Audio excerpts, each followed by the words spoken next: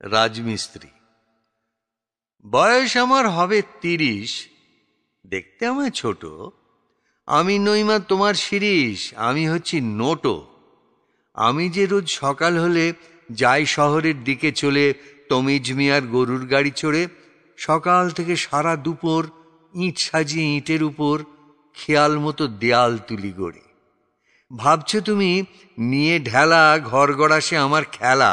কখনো না, সত্যিকার সে কোঠা। ছোট বাড়ি নয় তো মোটে, 3 তলা পর্যন্ত ওঠে। থামগুলো তার এমনি মোটা মোটা। কিন্তু যদি সুধাও আমায় ওইখানেতে কেন থামায়? দোষ কি ছিল 60-70 তলা? ইট সুরকি জুড়ে জুড়ে একেবারে আকাশ ফুঁড়ে হয় না কেন কেবল গেঁথে চলা? গাঁথতে গাঁথতে কোথায় শেষে ছাদ কেন না তারায় মেশে? আমিও তাই ভাবি নিজে নিজে। কোথাও গিয়ে কেন থামি যখন শুধাও, তখন আমি জানি নে তো তার উত্তর কি যে।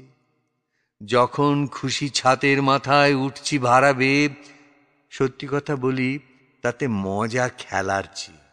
সমস্ত দিন ছাদ পিটুনি গান গেয়ে ছাদ পিটোই শুনি।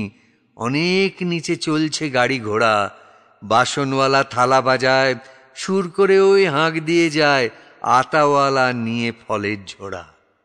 4:30 বেজে ওঠে, ছেলেরা সব বাসায় ছোটে, হো হো করে উড়িয়ে দিয়ে ধুলো।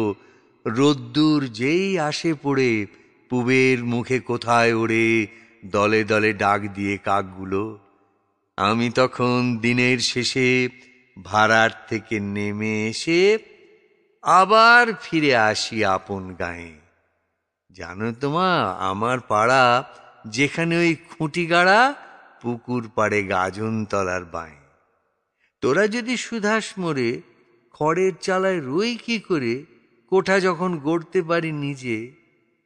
আমার ঘর যে কেন তবে সবচেয়ে না বড় হবে, জানি নে তো তার উত্তর কি যে।